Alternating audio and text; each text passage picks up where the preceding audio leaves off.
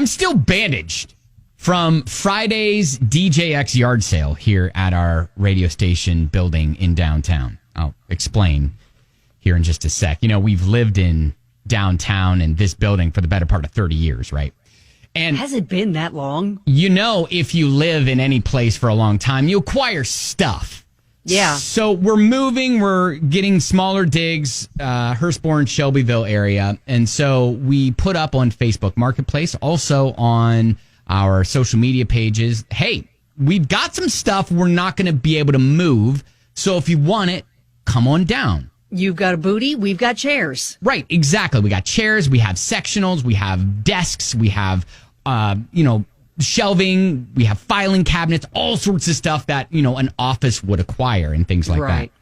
So as we're gearing up for it on Friday, we post up a bunch of signs that say do not enter, because there are, things like studios, like we don't necessarily wanting the public to walk into DJX studio and go on the air. Exactly. Only trained professionals here. Right. This is a no-go zone. Yeah, so we had several of those signs posted around, and we had a bunch of stuff just kind of sitting out in the open for those people to just kind of peruse through and get what they want. So at around 11 o'clock, we go down, and there's probably about a crowd of about 50 or so outside on the street on 4th Street, right? Wow. Waiting to come in. And people driving by are going, what's going on there? And when I tell you, when we opened the door at 11 o'clock to let people come in and look around, it was like they were on supermarket sweep. Oh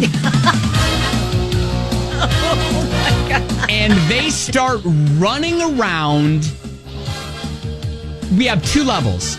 So they come in on the 2nd level, and they have to then go upstairs to the 3rd level, and they are running around elbowing people like most people are genuinely good.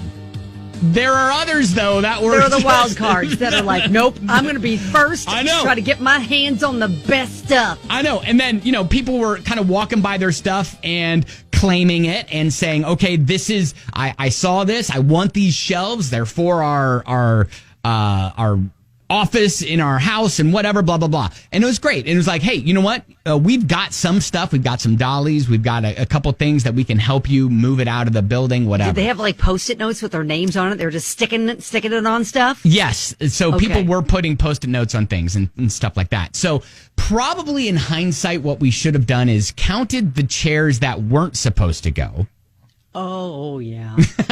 I heard about Suzanne's chair. Well, yeah. So there were some chairs that left the building that shouldn't have were gone. Not supposed to. Right, Yeah. exactly. And there were people that were arguing like, hang on a second. I called this on Facebook. I said that this sectional, I wanted both sectionals, because we had several couches here that were up for grabs. And at the time it's like, hey, it's first come, first serve. Like we can't no holds. Yeah, we can't hold that thing for people. We can't say, oh, well, you posted at 6:37 on Facebook, and this person posted at 6:42 on Facebook. With that. Yeah, that's what I was saying. I was like, I can't mess with that. I can't be a part of that. Whatever. It's first come, first serve. So people are running through our hallways. So are they throwing their bodies on top of the couch and like, well, I'm on it right now. Yeah, and people are like, we had a foosball table that we decided at the last minute. We're like, you know what? We're not going to give away the foosball table. We're going to try to transfer it to the new place because that's kind of fun stuff like that. People got angry. Oh. they were like, hang on a second. You said there was no take-backs. You said there was a foosball table. It's like, it's okay. It's okay. It's not going. And then there were people running around going, I cannot believe. Like, if you weren't here at 11 o'clock, if you moseyed in at about 11:30, it looked like a bomb went off inside of our building. Oh gosh. And there were people going, I cannot believe I came in here thinking I was going to get some office chairs and all I got was this crummy dresser. It's like, oh no. Well, you don't have to take it. Like, oh, wow. Like, you can, dang. And so what you're saying is you had some disgruntled customers. Well, we did. And you know, look, there were some stories that were great. And people took several trips and they were like, you know what? We're starting a new business and I'm a graduate of Bellarmine and I'm starting my own business. Helpful. And I have just furnished my office with chairs and a desk and a shelving unit and some filing cabinets. So thank you. And you know, it was like there were some great stories like that. And then there were other stories. Right, exactly. Of people that were walking around, you know, and there were things like that I was like, oh, hey, I don't know if you can take that. And then there was some miscommunication on our end where I was like, okay, I don't know. I thought certain stuff was up for grabs. And then in the moment, our boss was just like, let him take it. Oh, boy. So we had things. And then Suzanne comes back and goes, where's my chair? Yeah. So that one that I had a dot on that was supposed to come home with me. Where's that? Because I bought it with my own money. Yeah, I mean, there were some employees that had some stuff that were taken. But, you know, it happens in the moment. And listen, was Kara's office off limits? Because she had cute stuff in there. And what are we going to do? All we know is that, I mean, people were running around through these halls like Supermarket Street sweep. Their life depended on it. Yeah, I mean, they were opening doors that said "Do not enter." Oh my gosh! You were unprepared for that. I came down to my office and people had my door open. They were taking stuff out of I was like, "Hang on, no. This says do not open. You can't just go into places that say do not open and just assume." Like, you should have hired security. They were like, "But we saw chairs." Yes, I understand you saw chairs. Those out there, not in here. Right, I know. So anyway, because I know you were doing a dot system. Were people paying attention to the dot system? No, were there clearly marked areas like this is for you, this is not? The dots were not for the public. The dots were for our engineers, but the signs were for the public. The clearly stated signs that say "Do not enter" or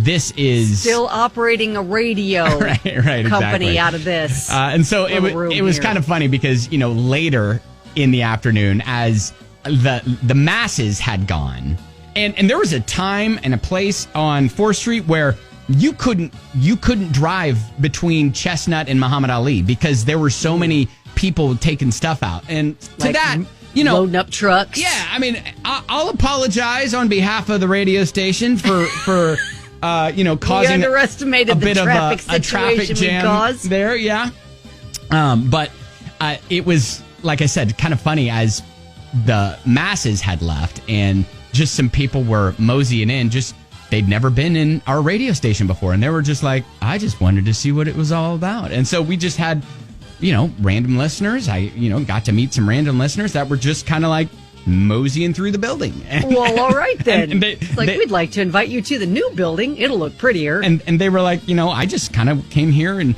do you have any T-shirts? And we're like, yeah, we have some T-shirts from some radio stations that aren't here anymore, and we have some giving out old stations. Oh yeah. I mean, whatever. And so 102.3 The Max. Right. I have just some radio stations that again don't exist anymore, but we still have some merch. We're giving some of that stuff away. But yeah, I'm still bandaged on my finger. I have a Band-Aid still on my finger after helping someone move a big dresser out to their pickup truck, and I pinched my finger and it got all nice and bloody and bruised. Ouch. And stuff like that. So I still have the lingering effects from our Friday. The emotional scars, though, are going to last longer. Yes, this will heal. The Band-Aid will come off, but the emotional scars of our DJX yard sale will last for many years. What did we learn about that? Hopefully we won't have to do anything like that again for a long, long while. But were there lessons learned about how to execute that better next time? I just remember the look on our faces right before we opened the door where we were like, I think this is fear. I think this is going to be more than we expected. And then opening the door and then everything You must not happening. have ever had much experience on like Facebook Marketplace or yard sales or anything. But there is a community of people who take that very seriously. Well, and we met them all on Friday.